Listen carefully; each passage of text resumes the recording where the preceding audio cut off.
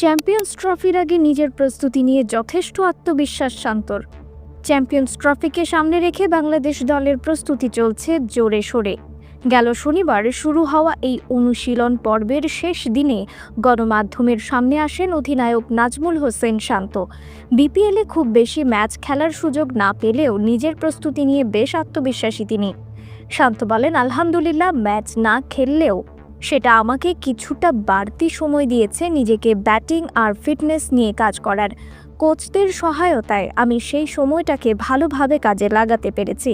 এখন আত্মবিশ্বাসী যে এই প্রস্তুতি চ্যাম্পিয়ন্স ট্রফিতে কাজে দেবে। সবকিছু ঠিক থাকলে ভালো ফলাফল হবে ইনশাল্লাহ।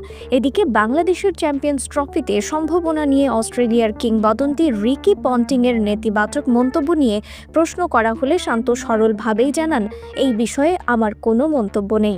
অনুশীলনের শেষে বাংলাদেশ দল মিরপুর শেরেবাংলা স্টেডিয়ামে কোচিং স্টাফ সহ ফটো সেশনে অংশ নেয়। উপস্থিত ছিলেন বিসিবি সভাপতি ফারুক আহমেদ এবং পরিচালক নাজমুল আবেদিন ফাহিম। আগামীকাল দিবাগত রাত 1টায় হজরত শাহজালাল আন্তর্জাতিক বিমানবন্দর থেকে দুবাইয়ের উদ্দেশ্যে রওনা দেবে টাইগাররা।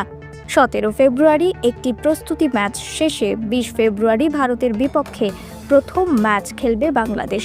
এরপর পাকিস্তানে গিয়ে 24 তারিখ নিউজিল্যান্ড এবং 27 তারিখ স্বাগতিকদের মুখোমুখি হবে ফিল সিমন্সের শিষ্যরা। শান্তর নেতৃত্বে দল কতদূর যেতে পারে এখন সেদিকেই তাকিয়ে দেশের ক্রিকেট প্রেমীরা। নিউজ ডেস্ক, রিফাত আরা ইসলাম, সার্চ বিডি নিউজ।